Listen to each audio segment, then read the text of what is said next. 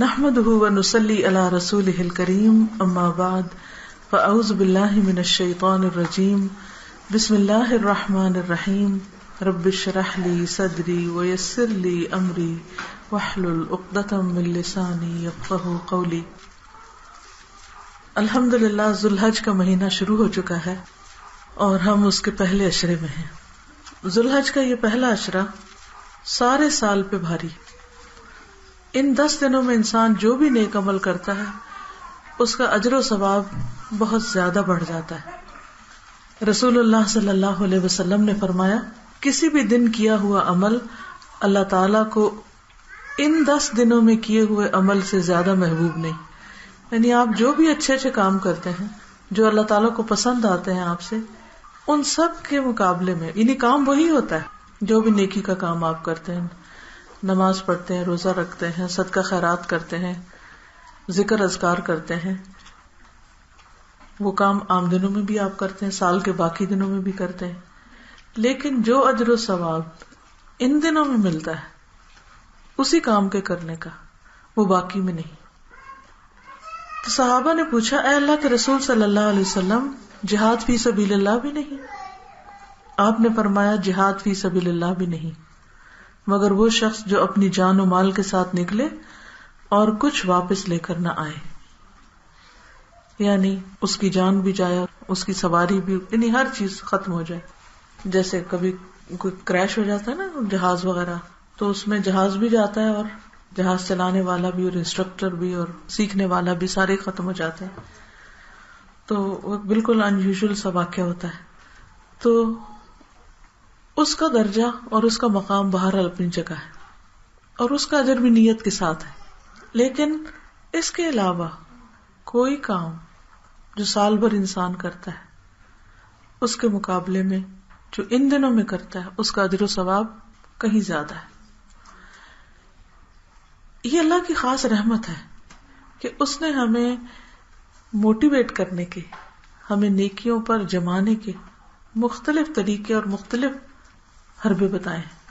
مثلا ہماری عام طور پر مشکل کیا ہوتی ہے کہ ہم ایک کام شروع کرتے ہیں، کچھ عرصہ کرتے ہیں، اس میں روح بھی ہوتی ہے، خوشی سے بھی کرتے ہیں، دل لگا کے بھی کرتے ہیں، پھر ہم تھک جاتے ہیں، پھر وہ کام ہماری روٹین بن جاتا ہے، ایک مشینی عمل شروع ہو جاتا ہے، بس ہم ایک آٹومیٹک مشین کی طرح وہ کام کرنے لگتے ہیں اور اس میں کوئی روح باقی نہیں رہتی.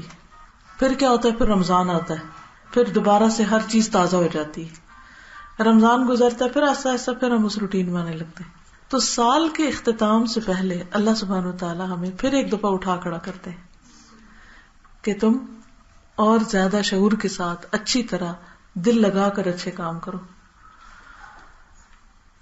اور جب ہمیں یہ پتہ چلتا ہے کہ ہمیں کسی بزنس میں 10% کی بجائے 1000% منافع ہونے لگا ہے تو پھر ہم اور زیادہ محنت کرتے ہیں. جیسے آپ نے دیکھا ہوگا کہ مختلف جو بزنسز ہیں ان کے کچھ مخصوص دن ہوتے ہیں جن میں سیل بہت ہوتی ہے. مثلا مٹھائی کی دکان، ان کی سیل کب ہوتی ہے زیادہ؟ عید کے دنوں میں، شادیوں پہ. جیولرز کی سیل شادیوں کے موسم میں. اسی طرح باقی بھی آپ نے دیکھا ہوگا کہ مختلف جو بزنسز ہیں ان کا ایک پیک ٹائم ہوتا ہے اور اس میں جو دکاندار ہوتا ہے وہ چھٹی نہیں کرتا، اس میں وہ لیٹ آورز تک کام کرتا ہے، بند نہیں کرتا، وہ ایکسٹرا لیبر رکھتا ہے. مثلا بچوں کے یونیفارم کا سیزن جو ہوتا ہے اسکول کھلنے کا، تو اس میں جن لوگوں کی دکانیں ہوتی ہیں یونیفارم کی، وہ ان دنوں میں جب زیادہ لے رہے ہوتے ہیں، یہ کتابوں کی دکانیں، تو ایکسٹرا کام کرواتے ہیں، اوروں کو بھی ساتھ شامل کر لیتے ہیں کیونکہ انہیں پتا ہوتا ہے کہ سال بھر کی کمائی کے دن ہے. یہ سارے سال میں اتنا نہیں کما سکیں گے جتنا ہم ان دنوں میں کمائیں گے. اسی طرح ہمارے لیے بھی یہ دن رمضان کے آخری عشرے کی راتیں اور ذوالحج کے یہ پہلے 10 دن اسی طرح کے دن ہیں کہ جن میں ہم غافل نہیں ہو سکتے، جن میں ہمیں اپنے نیک عمل کے اوپر خاص توجہ دینی ہے، اس کے لیے وقت نکالنا ہے، اس کے لیے تھکنا ہے، اس کے لیے ایکسٹرا ایفرٹ لگانی ہے. اور جو کام ہم نہیں کر پاتے عام دنوں میں وہ بھی کرنا ہے. شاید ان کی برکت سے اللہ تعالیٰ ہمیں باقی سال کے حصے میں بھی کرنے کی توفیق عطا فرمائے. ایک اور حدیث میں آتا ہے کوئی دن اللہ تعالی کے ہاں ان 10 دنوں سے زیادہ عظمت والا نہیں، یعنی یہ عظیم دن ہے، اور نہ ہی کسی دن کا عمل اللہ تعالیٰ کو ان 10 دنوں کے عمل سے زیادہ محبوب ہے. پس تم ان 10 دنوں میں کثرت سے تحلیل، لا الہ الا اللہ، تکبیر، اللہ اکبر اور تحمید الحمدللہ کہو. یعنی ان 10 دنوں کا پسندیدہ ترین ذکر بھی بتا دیا. ذکر کرنے کو تو سبحان اللہ، الحمدللہ کچھ بھی پڑھیں آپ، لیکن ان دنوں میں خاص طور پر کثرت سے لا الہ الا اللہ، الحمدللہ، اللہ اکبر ذکر کرتے رہیں، خصوصی طور پہ تسبیحات پڑھیں. پھر آپ دیکھیے کہ پہلی چیز جو ان دنوں میں حدیث سے ثابت ہوتی ہے وہ کیا ہے؟ تسبیحات. اور تسبیح کرنے کی اتنی زیادہ فضیلت ہے کہ قیامت کے دن، میں ریسنٹلی ایک روایت پڑھ رہی تھی جس میں آتا ہے کہ 3 لوگ تھے جن میں سے ایک شہید تھا اور ایک عام مرنے والا اور ایک اور میرے ذہن سے اب نکل گیا. تو جنت کی طرف سب سے پہلے جو ایک عام فوت ہونے والا تھا وہ بڑھا، شہید اس سے پیچھے رہ گیا. تو اس پر جب صحابہ نے تعجب کا اظہار کیا کہ یہ کیسے پاسبل ہے، کیونکہ ہمارے نزدیک تو شہید کا درجہ اتنا بڑا ہوتا ہے کہ ہم سمجھتے اس سے آگے کسی کا کام نہیں. ٹھیک ہے، لیکن کہا کہ اس شخص کو لمبی عمر اور اس کی تسبیحات نے شہید سے بھی آگے کا درجہ دیا. تسبیحات، اور یہی تسبیحات لا الہ الا اللہ. ہم سمجھتے اچھا ہاں یہ تو ہمیں پتہ ہی ہے، یہ تسبیح پڑھنی ہوتی ہے، لیکن ہم پڑھتے کوئی نہیں ہے. تو خالی سن لینے سے تو فائدہ نہیں ہوگا جب تک ہم اس کو پڑھیں نا. اور ہم اپنے بچوں کو بھی سکھائیں اور گھر والوں کو بھی یاد کرائیں اور بار بار پڑھنے کی کوشش کریں. اب اس کا اجر کتنا ہے یہ تو جس وقت اعمال نامہ کھلے گا تو تبھی پتہ چلے گا کہ کون کتنا آگے نکل گیا اور کون پیچھے رہ گیا. یہ وہ ذکر ہے جو ہم چلتے پھرتے اٹھتے بیٹھتے کام کاج کرتے کسی وقت بھی کر سکتے ہیں، اس میں تو کوئی مشکل نہیں ہے. باقی کاموں کے کرنے کے لیے تو ہاتھ پاؤں ہلانے پڑتے ہیں، لیکن ذکر کے لیے تو زبان ہلانی پڑتی ہے اور بس. تو انسان کو فالتو باتیں چھوڑ کر اس پر فوکس کرنا چاہیے. پھر لا الہ الا اللہ ایک ایسی چیز ہے کہ جو انسان کے دل کے اندر ایک خاص نور پیدا کرتا ہے، ایمان کی تجدید کرتا ہے، ایمان کی روشنی پیدا ہوتی ہے. تو یہ جو ایمان کی روشنی اور ایمان کی حرارت پیدا ہوتی ہے اس ذکر کی وجہ سے، اس سے انسان کو ایک موٹیویشن ملتی ہے اچھے اچھے کاموں کے کرنے کی. تو وہ ایک سائیکل بنتا ہے نا، ایک چیز دوسرے کو پش کری، دوسرے کو، دوسری تیسرے کو، تو پھر انسان اس کے ساتھ آگے بڑھتا رہتا ہے. ہم کام کیوں نہیں کر پاتے؟ سستی ہوتی ہے نا، لیزینس، یا دنیا کی اٹریکشن ہوتی ہے یا کوئی اور. تو ان چیزوں کو کس طرح اس کا مقابلہ کیسے کریں، اپنے آپ کو کس طرح پھر تیار کریں؟ یہ فیول کہاں سے ہمیں ملے گا؟ یہ انرجی کہاں سے آئے گی؟ آپ دیکھیں گاڑی کو چلانے کے لیے انرجی چاہیے نا، پیٹرول چاہیے. بجلی جلانے کے جو بلب آپ نے جلائے ہوئے ہیں اس کے پیچھے الیکٹریسٹی ہے نا، تبھی روشنی ہے نا.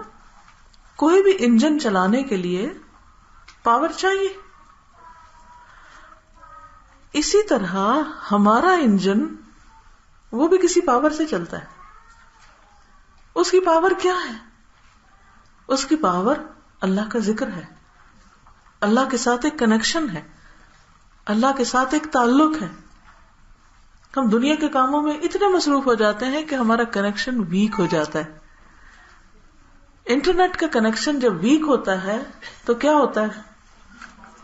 پریزنٹیشنز کھلنے میں، اٹیچمنٹس کھلنے میں کتنی دیر لگتی ہے؟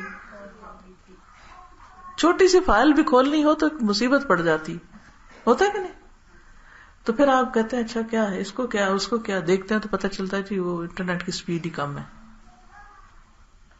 بالکل اسی طرح جب ہماری اسپرٹ سلو ہوتی ہیں یا ہمارا کنیکشن اللہ سے سلو ہوتا ہے یا کم ہوتا ہے یا اس میں جان کم ہوتی ہے تو ہماری نماز وہ بھی لاغر، ہمارا کوئی بھی کام اپ ٹو دا مارک نہیں ہوتا.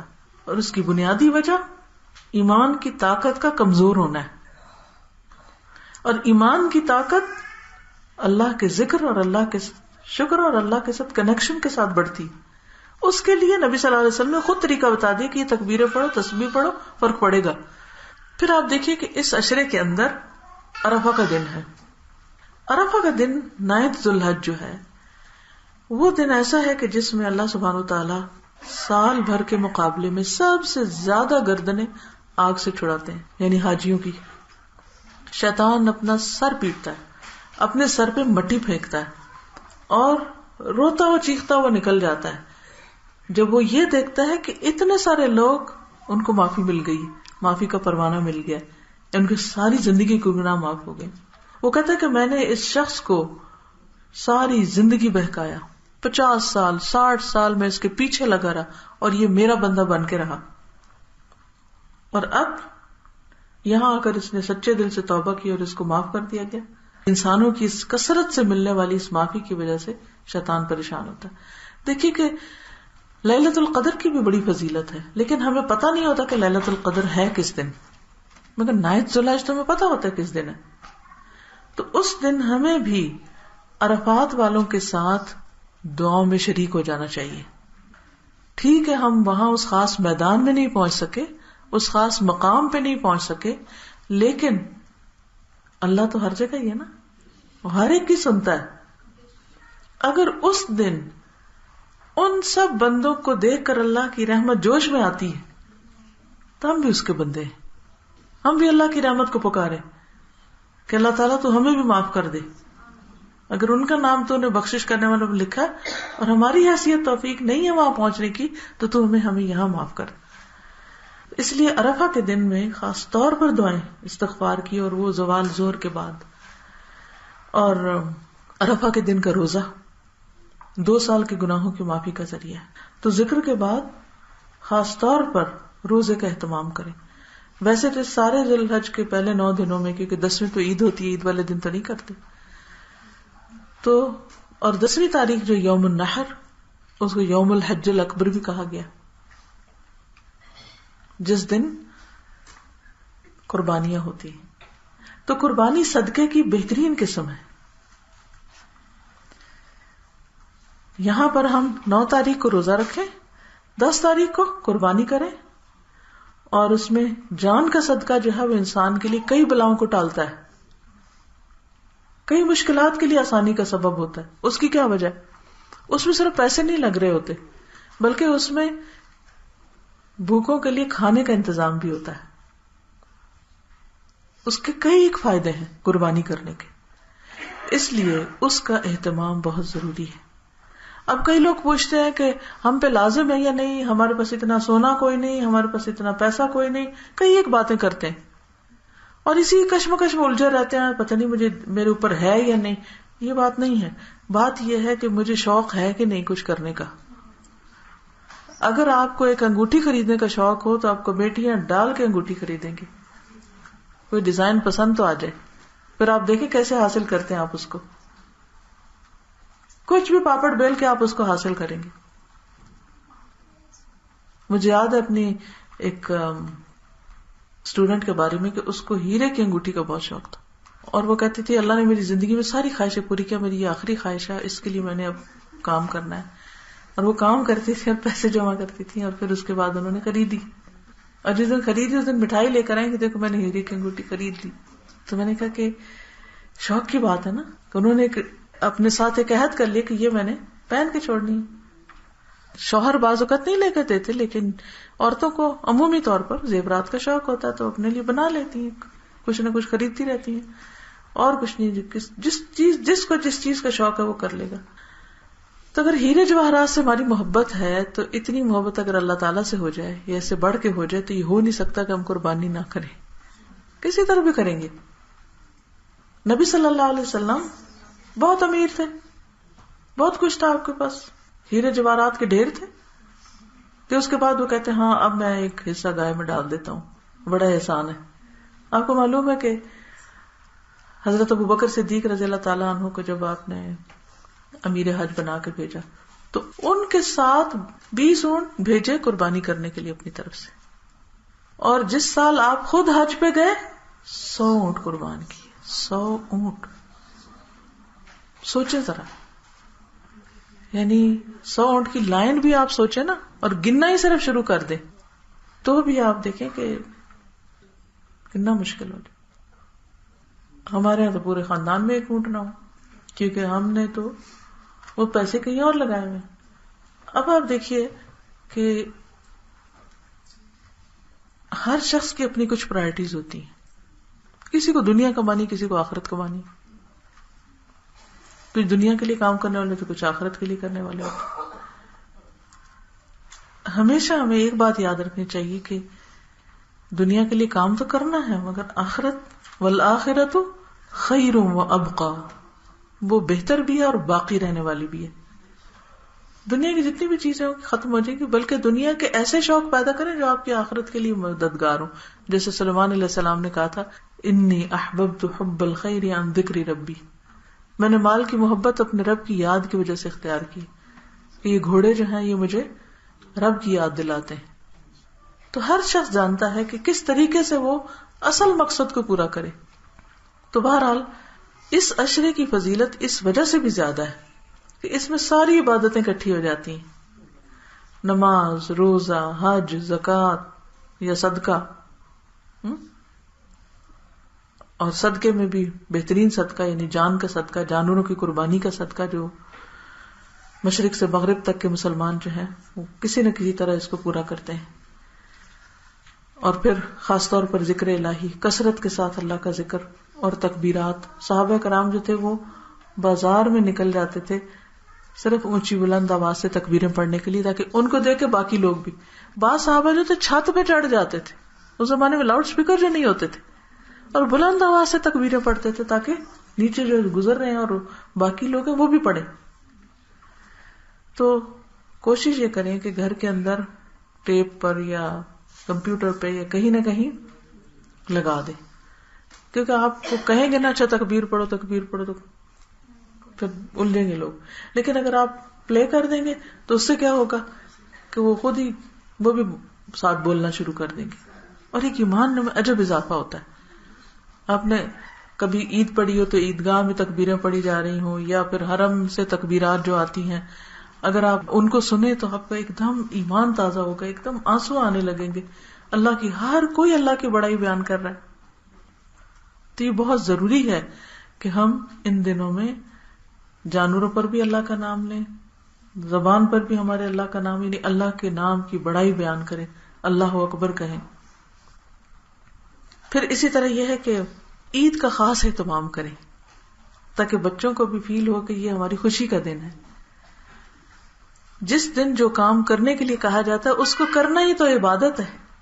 عید پر خوش ہونا، کھانا پینا، اچھے کپڑے پہننا، خوشبو لگانا، نماز پڑھنے کے لیے جانا، گھر والوں کو ساتھ لے کے جانا، خطبہ سننا وہاں پر. یہ نہیں کہ نماز ہوئی اور باتوں میں لگ گئے، میل ملاقات، امام خطبہ دے رہے ہیں اور لوگ گلے مل رہے ہوتے ہیں. ان چیزوں سے بچنا چاہیے. اس وقت جب خطبہ سننا تو خطبے پر ہی توجہ ہو، اور جب ملاقات کرنی ہے تو ڈھونڈ ڈھونڈ کے سب کو ملے اور ایک ایک سے ملاقات کریں، خود آگے بڑھ کر ملاقات کریں. یہ نہ ہو کہ آپ انتظار کریں کہ اچھا کوئی آئے تو پھر اسی طرح گوشت کی تقسیم غریبوں کو بھی دیں، اپنے لیے بھی رکھیں، پکائیں، کھائیں، دیں، دلائیں، جو بھی ہو. تو یہ ساری چیزیں اجر اور ثواب کے کام ہیں. اور پھر یہ جب 10 دن پورے ہو جاتے ہیں تو پھر بھی ایک دم سب کچھ نہیں ختم کر دیں. پھر اگلے 3 دن جو ہے ایام تشریق کہلاتے ہیں. ایام تشریق 11، 12 اور 13، جن دنوں میں حاجی حضرات مینا میں تشریف فرما ہوتے ہیں. اس کے بارے میں آتا ہے کہ نبی صلی اللہ علیہ وسلم نے فرمایا کہ ایام تشریق کھانے پینے اور اللہ کا ذکر کرنے کے دن ہیں. ان دنوں کے 2 کام ہیں، کھائیں پیئیں، عید منائیں، پارٹیز کریں، گوشت پکائیں، طرح طرح کی ڈشز بنائیں، کھائیں کھلائیں، اور ساتھ اللہ کا ذکر نہ بھولیں. تکبیرات بھی ساتھ ساتھ پڑھیں اور آنے والوں کو بھی پڑھائیں. تب مل کے بھی پڑھیں، اکیلے اکیلے بھی پڑھیں، اللہ کا ذکر کریں. کیونکہ ہم بیلنس نہیں قائم رکھ پاتے. تکبیروں کو لگتے ہیں تو کھانا پینا بھول جاتے ہیں، کھانے پینے کو لگتے ہیں تو تکبیرات بھول جاتے ہیں. تو ان دونوں چیزوں کو ساتھ لے کے چلنے کی ضرورت ہے. ٹھیک ہے. پھر یہ ہے کہ عید کے لیے اگر ایک گھر میں 1 سے زائد قربانیاں ہو رہی ہیں تو کچھ خود اپنے لیے رکھ لیں اور کچھ آپ غریب علاقوں میں بھیجیں. اب مثلاً آپ دیکھیے کہ مجھے نہیں پتا پنڈی میں کون سا علاقہ امیر ہے کون سا غریب, لیکن مثلاً لاہور میں ڈیفینس ہے یا کراچی میں ڈیفینس ہے, تو اب ڈیفینس میں جو لوگ رہتے ہیں وہ تو ہر گھر قربانی کر رہے ہوگے, لیکن اس کے مقابلے میں کوئی جو غریب کچی بستی ہے وہاں کتنے لوگ قربانی کر سکیں گے؟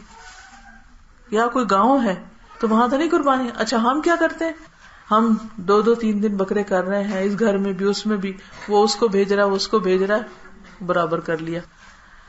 غریب بیٹھے بےچارے انتظار کرتے رہے, ان کا کون خیال کرے گا؟ ہم نہیں سوچنا نا ان کے بارے میں بھی. تو اللہ کا شکر ہے کہ ہر سال الہدا میں غریبوں کے لیے قربانی کروانے کے لیے پیسے اکٹھے کیے جاتے ہیں, پھر بکرے خریدے جاتے ہیں اور پھر دور دراز علاقوں میں ذبح کروا کے بھیجے جاتے ہیں جہاں پر ضرورت مند لوگ ہوتے ہیں. مثلا سندھ کا ایک علاقہ ہے, وہاں پر ہماری اپنی ایک سٹاف ممبر ان کے والد جاتے ہیں اور باقاعدہ اہتمام سے ہر سال ماشاءاللہ وہاں اضافہ ہوتا جاتا ہے, لیکن پھر ہر سال لینے والوں کا بھی اضافہ ہو رہا ہے. لوگ دوسرے گاؤں سے ٹرالیوں پہ بیٹھ کے آتے ہیں اور انتظار کرتے ہیں, اور پھر وہ سارا گوشت کٹتا ہے. پھر سال میں وہ کہتے ہیں بس یہی ایک دفعہ ہم گوشت کھاتے ہیں جو یہاں سے لے کے جاتے ہیں. ایسے غریب علاقے بھی موجود ہیں کہ نہیں افورڈ کر سکتے. وہ پالتے بھی ہیں نا تو بیچنے کے لیے پالتے ہیں کیونکہ ان کی وہ گزر بسر انہیں پر ہوتی ہے. اگر خود ہی ذبح کر کے کھا لیں تو ایسے ہی جیسے کوئی دکان ڈالے اور روز گھر میں ہی لے آئے جو کچھ اس کی بچت ہے, تو پھر تو کاروبار ہو گیا سارا. تو بہرحال ان جگہوں تک قربانیاں پہنچانا آسان کام نہیں ہے. الحمدللہ اس سال ہر جگہ سے مرد حضرات کو بلایا گیا مختلف شہروں سے, اور ان کے ساتھ بیٹھ کے الہدا میں سے جن کی ذمہ داری تھی انہوں نے میٹنگز کی, ان کو سارے طریقہ کار سمجھایا, پھر کس طرح ذبح کرنا ہے, کس طرح لانا ہے. تو اس لیے اگر آپ میں سے کوئی بھی اس میں بھی شریک ہونا چاہے تو ہر کوئی اگر خود اپنی گاڑی لے کے کسی گاؤں میں جائے تو کتنی گاڑیاں جائیں گی, لیکن اگر ہم ڈیلیگیٹ کر دیتے تو ایک بندہ 10-20 جو بھی قربانیاں ہیں وہ لے کے ایک خاص علاقے میں وہاں پہنچ جائے اور وہاں ذبح کروا کے اور سب کو تقسیم کر دے. تو قرآن پاک میں آتا نا, اس میں سے خود بھی کھاؤ اور کھلاؤ بے کس فقیر کو بھی, غریب فقیر مسکین کو بھی کھلاؤ, کیونکہ اللہ نے یہ رکھا ہی اس لیے ہے کہ ان تک بھی خیر پہنچے. اچھا بہت سے لوگ کہتے ہیں کہ اچھا اس موقع پہ کسی غریب کی مدد کر دیتے ہیں. نہیں, جو مدد آپ قربانی کے ذریعے کر سکتے ہیں نا 10 تاریخ اور پھر اس کے بعد ایام تشریق, اللہ تعالیٰ کو سب سے زیادہ جو محبوب عمل ہے وہ جانوروں کا خون بہانا ہے. کوئی دوسرا عمل اس کے برابر ہی نہیں ہے اس وقت. اگر آپ یہ کہیں کہ اس وقت میں کسی کو کپڑے خرید کے دے دوں یا میں اس وقت کچھ اور کروں, تو نہیں, اس وقت یہی کرنا ہے. اور اس کا دوہرا فائدہ ہے, ایک غریب کو تو گوشت ملے گا ہی, مگر اس کے ساتھ اپنا تزکیہ بھی ہوتا ہے. خاص طور پر اگر آپ قربانی کے قریب کھڑے, آپ کے سامنے اگر بکرا ذبح ہو اور اس کا بہتا ہوا خون آپ دیکھیں تو اس خون کا بھی ذکر اللہ نے قرآن میں کیا. لن ینال اللہ لحومها ولا دماؤها ولکن ینالہ التقوی منکم, کہ اللہ کو خون اور گوشت نہیں پہنچتا, تمہارا تقوی پہنچتا. یہ تقوی پیدا ہوتا ہے جب آپ وہ خون دیکھتے ہیں نا تو دل کے اندر ایک عجیب چیز اچھلتی ہے, ایک اللہ کی خاص محبت جاگتی ہے اس وقت, جو اس منظر کو دیکھ کے ہوتا ہے کہ اس جانور کو اللہ کا نام لے کے بسم اللہ واللہ اکبر کہہ کے اس کی جان لی گئی ہے ایک طرح سے. اور وہ کس طرح بڑے سے بڑا جانور جو ہے جیسے اونٹ ہے, گائے ہے, چھوٹے تو بس ہی لیٹے ہوتے ہیں, لیکن اگر آپ گائے کو لیٹے ہوئے دیکھتے ہیں یا اونٹ کو لیٹتے ہوئے دیکھتے ہیں تو ایک عجیب دل پہ کیفیت چھاتی, اس سے بھی ایک ایمان بڑھتا ہے, اس سے پھر اللہ کی یاد آتی ہے کہ اللہ کی کیا قدرت ہے. اللہ نے ان جانوروں کے اندر جان ڈال کے ان کو ہمارے فائدے کا بنایا. ایک تو اتنا ڈیڈ چیز ہوتی ہے اس کے اندر کوئی جان نہیں, جہاں پڑی ہے پڑی, وہ ٹوٹ جائے کچھ ہو جائے تو اتنا ہوتا ہے مگر اتنا نہیں. لیکن ایک جان جب خاص طور پر گڑ گڑ جب اس کے گلے میں ہو رہی ہوتی ہے تو انسان کو اپنی موت بھی یاد آتی ہے. اور کئی چیزیں ہوتی ہیں, آپ اس کا تجربہ کریں. صحابیات اپنے ہاتھوں تک سے قربانی کرتی تھی اور اس سے انسان کے اندر ایک جرأت بھی آتی, ایک خوف ختم ہوتا ہے. وہ بعض لوگ کہتے ہیں نا ہائے ہائے میں خون نہیں دیکھ سکتی, تو اگر ہر سال قربانی کا بچپن سے ہی آپ دیکھ رہے ہیں تو دیکھ لیں گے کیونکہ کچھ چیزیں ایسی ہوتی ہیں زندگی میں آپ کو نہیں پتا کہ کہاں کیا دیکھنا پڑ جائے، تو کبھی مر جائیں گے ان کو دیکھ کے. بہادر ہونا چاہیے مومن کو، بزدل نہیں ہونا چاہیے. تو یہ اللہ تعالیٰ نے ہمیں بہت کچھ سکھانے کا ایک نظام قائم کیا ہے، اس کو فالو کرنے میں ہی ہماری بھلائی ہے. اس کے مقابلے میں خود ساختہ طریقے مت ایجاد کریں کہ یہ کام ایسے نہیں ہم ویسے کر لیتے ہیں، اور اپنی عقل کو اللہ کی وزڈم کے اوپر مت ڈالیں کہ اس کو اوپر نہیں کریں. اللہ کی وزڈم اور اللہ کی جو حکمت ہے اس کے مختلف احکامات کی، وہ ہمیں سامنے رکھنی چاہیے. اور ان لوگوں کو وارننگ بھی دی گئی جن کو قربانی کی وسعت ہے اور پھر وہ وسعت کے باوجود قربانی نہ کریں. وہ حدیث میں آتا نا کہ نبی صلی اللہ علیہ وسلم نے فرمایا جو وسعت کے باوجود قربانی نہ کرے پھر وہ ہمارے مصلی پہ نہ آئے، اس کو نماز کا بھی فائدہ کوئی نہیں، کیونکہ نماز کے ساتھ قربانی کا ذکر کیا گیا قرآن مجید میں. قل ان صلاتی ونسکی ومحیای ومماتی للہ رب العالمین، کہہ دیجئے بے شک میری نماز اور میری قربانی، میرا جینا اور میرا مرنا اللہ رب العالمین کی. اب آپ دیکھیے صلاتی اور نسکی، صلات کے ساتھ محیایا اور نسکی کے ساتھ مماتی، کیونکہ قربانی کے ساتھ مماتی، جیسے جانور جا رہا نا ایسے مماتی، میں نے بھی مرنا ہے. اور اس سے صلات جو ہے جب تک زندگی ہے آخری دموں تک آپ کو نماز پڑھنی ہے، اس سے فراغت نہیں ہے. للہ رب العالمین، سب کچھ اللہ کے لیے خالص نیت کے ساتھ، صرف اللہ کی رضا کے لیے سب کچھ کرنا ہے. اور پھر یہ سنت ہے ابراہیم علیہ السلام کی. صحابہ نے پوچھا تھا کہ ما هذه الاضاحی، یا رسول اللہ صلی اللہ علیہ وسلم یہ قربانیاں کیا چیز ہے، یہ کیوں جانور قربان کرتے ہیں ہم؟ تو آپ فرمایا سنت ابیکم ابراہیم، تمہارے باپ ابراہیم کی سنت ہے، ان کا طریقہ ہے، انہوں نے یہ طریقہ اختیار کیا تھا. وہاں سے شروع ہوئی تھی ایک طرح سے یہ ریگولر بیسس پہ قربانی کی جانے، ورنہ پہلی شریعتوں میں بھی تھی. حابیل کابیل کی قربانی کا ذکر آپ نے قرآن مجید میں پڑھا ہوگا، سنا ہوگا. اور وہ آدم علیہ السلام کے بیٹے تھے. اس سے یہ پتہ چلتا ہے کہ بہت ارلیسٹ اسٹیج پر قربانی کا حکم تھا، اور اس کے بعد بھی قربانیاں ہوتی رہیں، کیونکہ اللہ نے جانوروں کو بنایا ہمارے لیے. تو جب ہم عام دنوں میں ذبح کر کے گوشت کھاتے ہیں تو پھر ایک خاص موقع پر اللہ کے لیے اس کو ذبح کرتے ہیں. اور وہاں تو ابراہیم علیہ السلام نے تو اپنا بیٹا ذبح کیا تھا جس کو اللہ نے بچا لیا. کس طرح اس کو اپنے ساتھ لے کے جاتے ہیں اور مکہ سے نکل جاتے ہیں اور منا جاتے ہیں کئی میل دور چلتے چلتے، ظاہر ہاتھ میں چھری بھی ہوگی اور بیٹا بھی ساتھ جا رہا ہوگا، اور بیٹا بھی بڑھاپے میں ملا اور وہ اب ینگ ٹین ایجر ہے. اس ایج کے بچے جو ہوتے ہیں جو بالکل ینگسٹرز ہوتے ہیں، وہ ایک ماں باپ کے دلوں میں خاص تنگ بھی کریں پھر بھی بہت پیار ہوتا ہے ان کے ساتھ. اور ابراہیم علیہ السلام تو کبھی کبھار آتے تھے وہاں، وہ تو ماں نے ہی پالا تھا بیٹا، اور پھر ماں نے بھی کچھ نہیں کہا. اچھا اللہ کا حکم ہے. بیٹے سے پوچھا اچھا تم کیا کہتے ہو. اس سے بھی پتہ چلتا ہے کہ جب بچے جوان ہو جائیں تو ان سے مشورہ کرنا چاہیے، ان کو اگنور نہیں کرنا چاہیے. اگرچہ انہوں نے خواب دیکھی، اللہ کا حکم سمجھا، لیکن بیٹے سے پہلے پوچھا کہ اے بیٹے تم کیا چاہتے ہو، کیا کروں؟ تو انہوں نے کہا یا ابت افعل ما تؤمر، آپ وہ کر لیں جو اللہ نے آپ کو حکم دیا، میں حاضر ہوں اس کے لیے. تو انہوں نے اس کو الٹا لٹا دیا اور پھر اس کے اوپر چھری پھیری. وَنَادَيْنَاهُ أَن يَا إِبْرَاهِيمُ قَدْ صَدَّقْتَ الرُّؤْيَا، تو امتحان میں کامیاب ہو گیا، اپنا خواب سچ کر دکھایا. اور پھر اس کی جگہ وَفَدَيْنَاهُ بِذِبْحٍ عَظِيمٍ، ہم نے ایک عظیم قربانی کے ساتھ اس بچے کو بچا لیا، یعنی فدیہ دے دیا اس کا. یہ سورۃ الصافات کی آیات ہیں جس میں اللہ تعالیٰ فرماتے ہیں اور ابراہیم علیہ السلام نے کہا میں اپنے رب کی طرف جاتا ہوں، ان قریب وہ میری رہنمائی کرے گا. اے میرے رب مجھے صالحین میں سے اولاد عطا کر. یعنی ابھی بچہ نہیں ہوا، یہ اس وقت کی بات ہے. تو ہم نے اس کو ایک حلیم بردبار لڑکے کی بشارت دی. یہ جو حلم ہے نا، ٹھہراؤ، برداشت اور اچھی طرح کام کرنا، یعنی سوچ سمجھ کے کرنا، ٹھنڈے دل دماغ سے، یہ صفت بھی اللہ کو بڑی پسند ہے. اسی لیے اسماعیل علیہ السلام کے لیے اللہ تعالیٰ فرماتے ہیں کہ ہم نے اس کو حلیم بچے کی بشارت دی. صرف بچہ نہیں، حلیم. اچھا یہ حلیم کیا ہے، یعنی ٹھہراؤ کیا ہے؟ یہ ٹھہراؤ یہ ہے کہ ایک وفد تھا وفد عبد القیس، بحرین کی طرف سے یہ وفد آیا تھا نبی صلی اللہ علیہ وسلم کی خدمت میں، اور بہترین وفد قرار پایا. یہ لوگ مدینہ آئے کافی مسافت طے کر کے، جب مسجد نبی کے قریب پہنچے اور حضور صلی اللہ علیہ وسلم کو دیکھا تو سواریوں سے کود پڑے اور سب آپ کے پاس فوراً پہنچ گئے ملاقات کرنے کے لیے. لیکن جو ان میں سب سے کم عمر تھے، ان کا نام الاشج تھا، وہ پیچھے رہے. انہوں نے سواریوں کو باندھا، 2 کپڑے نکالے، کپڑے تبدیل کیے اور بہت آرام سے نبی صلی اللہ علیہ وسلم کے پاس پہنچے.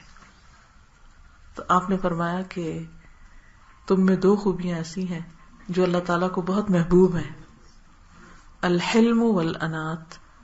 حلم بردباری اور انات ٹھہر کے کام کرنا، یعنی آہستگی اور یعنی سوچ سمجھ کے کام کرنے کی صلاحیت. یہ اللہ کو بڑی محبوب ہے. حالانکہ وہ سب سے کم عمر تھے وقت میں. اور یہاں بھی بچہ جو ہوگا وہ حلیم ہوگا. آپ نے دیکھو کہ کچھ بچے بڑے ہی ہائپر ہوتے ہیں اور کچھ بچے بڑے سمجھدار ہوتے ہیں. بچپن سے ہی پتہ چلتا ہے کہ ان کے اندر ایک خاص سمجھداری ہے. ٹھیک ہے، بچہ ہونے کے ناطے شرارتیں کرتے ہیں وہ بھی، لیکن بڑا فرق ہوتا ہے. تو ہم نے اس کو حلیم لڑکے کی بشارت دی. یہ حلم کیا ہوتا ہے؟ حلم ہوتا ہے کہ جب آپ کے ساتھ کوئی جہالت برتے، جب آپ کے ساتھ کوئی زیادتی کرے تو اس وقت آپ جذباتی نہ ہو بلکہ صبر کے ساتھ اس کی بات سن لیں اور ٹھنڈے دل سے سارے پہلوؤں پہ غور کر کے پھر آپ اس کے بعد جواب دیں. کبھی ایسا ہوا کہ آپ کے کسی بچے نے کہا کہ ماما ریلیکس؟ اس کو کہتے ہیں حلم والا ہونا. ٹھیک ہے، تو اللہ تعالیٰ نے ان کو اتنا پیارا بچہ دیا. وہ لڑکا جب اس کے ساتھ دوڑ دھوپ کرنے کی عمر کو پہنچ گیا، یعنی بڑے ہو گئے بچہ، تو ابراہیم نے کہا بیٹا میں نے خواب میں دیکھا کہ میں تجھے ذبح کر رہا ہوں، تیرا کیا خیال ہے؟ اس نے کہا اے میرے ابا جان، جو آپ کو حکم دیا گیا کر ڈالیے، آپ انشاءاللہ مجھے صابروں میں سے پائیں گے. تو جب ان دونوں نے اطاعت کی اور اسماعیل کو ماتھے کے بل گرا دیا اور ہم نے ندا دی کہ اے ابراہیم تو نے خواب سچ کر دکھایا، بے شک ہم نیکی کرنے والوں کو ایسی ہی جزا دیتے ہیں، بے شک البتہ یہ ایک بہت واضح امتحان تھا، بلاء مبین، کھلی کھلی آزمائش، اور ہم نے ایک بڑی قربانی کے ذریعے اس کا فدیہ دیا. یعنی جبرائیل علیہ السلام ایک اور مینڈا لے کر آ گئے، اور جب ابراہیم علیہ السلام نے آنکھوں سے پٹی اتاری تو بیٹے کی جگہ مینڈا ذبح ہو چکا تھا، اور ہم نے بعد والوں میں اس کا ذکر خیر قائم کر دیا. تو جو انسان قربانی کی سطح پہ جیتا ہے، قربانیاں کرتا ہے، اس کا ذکر خیر ہر جگہ ہوتا ہے. مثلا خاندان میں آپ نے دیکھا ہوگا کہ جو بہو اپنی ساس کی خدمت کرتی ہے، اپنی جوانی اس میں قربان کرتی ہے، یا جو ماں بیوہ ہو کر بچوں کے لیے قربانیاں کرتی ہے، تو سارے لوگ اس کا ذکر خیر کرتے ہیں کہ یہ بہت بھلی مانس عورت، اس نے بڑی قربانیاں کی ہیں. یا کوئی بچے یتیم ہو کے کسی کے گھر میں آ جاتے ہیں اور ان کے لیے لوگ اپنے بچوں کا پیٹ کاٹ کے ان کو دیتے ہیں، تو یہ بڑی قربانی کی بات ہوتی ہے. تو قربانی ایک ایسی چیز ہے، کسی بھی انسان کے لیے آپ کریں تو وہ آپ کا احسان مانے گا. اور قربانی کیا ہوتی ہے کہ اپنی خواہش اور اپنی خوشی اور اپنی مرضی چھوڑ کے کسی اور کی خوشی کے لیے، کسی اور کے سکھ کے لیے کام کرنا. دیکھیں ماں نیند قربان کرتی ہے تو بچے کو سنبھالتی ہے، دودھ پلاتی ہے، اس کا گیلا جسم صاف کرتی ہے، تکلیف اٹھاتی ہے تو بچہ پیدا کرتی ہے. قربانی ہے یہ ساری. تو جو اللہ کے لیے قربانی کریں، فَصَلِّ لِرَبِّكَ وَانْحَرْ، اپنے رب کے لیے نماز پڑھو اور اپنے رب کے لیے قربانی. یہاں بھی آپ دیکھ رہے ہیں نماز کے ساتھ قربانی کا ذکر ہے.